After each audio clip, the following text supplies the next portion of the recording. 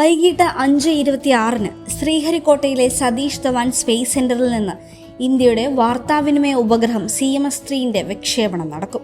4400 kilogram ഭാരമുള്ള CMS-3 കുതിച്ചുയരുന്നതോടെ ഭൂസ്ഥിര ഭ്രമണപഥത്തിലേക്ക് ഇന്ത്യയിൽ നിന്ന് അയക്കുന്ന ഏറ്റവും ഭാരം കൂടിയ വാർത്താവിനിമയ ഉപഗ്രഹം എന്ന ചരിത്ര നേട്ടം കൂടി അതിനൊപ്പം എഴുതി ചേർക്കപ്പെടും. ലോഞ്ച് വെഹിക്കിൾ മാർക്ക് 3 റോക്കറ്റാണ് ഉപഗ്രഹത്തെ ഭ്രമണപഥത്തിലേക്ക് എത്തിക്കുന്നത്. ISRO നടത്തിയ കഴിഞ്ഞ 2 ഉപഗ്രഹ വിക്ഷേപണങ്ങളും പരാജയമായതിനാൽ നിർണായകമായാണ് CMS-3 വിക്ഷേപണത്തെ കാണുന്നത്. INVS-2 റിസാറ്റ് ഉപഗ്രഹം എന്നിവയുടെ വിക്ഷേപണങ്ങൾ പരാജയമായിരുന്നു.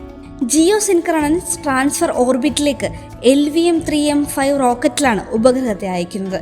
LVM-3M5 റോക്കറ്റിനെ ബാഹുബലി എന്നാണ് വിളിക്കുന്നത്. 4000 കിലോഗ്രാം വരെ ഭാരമേറിയ പേലോഡുകൾ വഹിക്കാനുള്ള ശേഷിയാണ് ഇതിന് ബാഹുബലി എന്ന വിശേഷണം നൽകിയിരിക്കുന്നത്.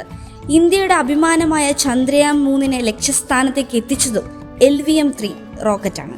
2 സോളിഡ് മോട്ടോർ സ്ട്രാപ്പ് ഓണുകൾ, ഒരു ലിക്വിഡ് പ്രൊപ്പലന്റ് കോർ സ്റ്റേജ്, ഒരു ക്രയോജനിക് സ്റ്റേജ് എന്നിങ്ങനെ 3 ഘട്ടങ്ങളാണ് വിക്ഷേപണത്തിനുള്ളത്. LVM-3യെ geosynchronous satellite launch vehicle MK3 എന്നും വിളിക്കാറുണ്ട്.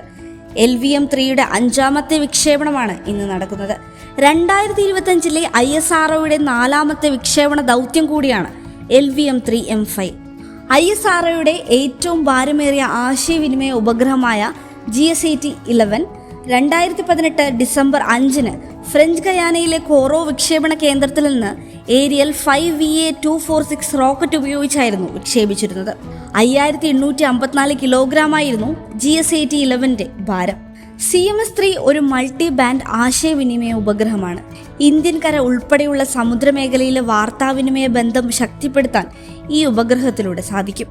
പ്രതിരോധ മേഖലയിലെ ആശയവിനിമയത്തിന് മുതൽക്കൂട്ടാകുന്നതാണ് CMS-3. വിദേശ ഉപഗ്രഹങ്ങളെ ആശ്രയിക്കാതെ പ്രതിരോധ വാർത്താവിനിമയത്തിന് തദ്ദേശീയ ഉപഗ്രഹത്തെ ഉപയോഗിക്കാൻ CMS-3 വിക്ഷേപണത്തോടെ സാധ്യമാകും. ഇന്ത്യയുടെ ആദ്യ സൈനിക വാർത്താവിനിമയ ഉപഗ്രഹമായ GSAT-11 കാലാവധി കഴിഞ്ഞതിനെ തുടർന്നാണ് CMS-3 നിർമ്മാണം.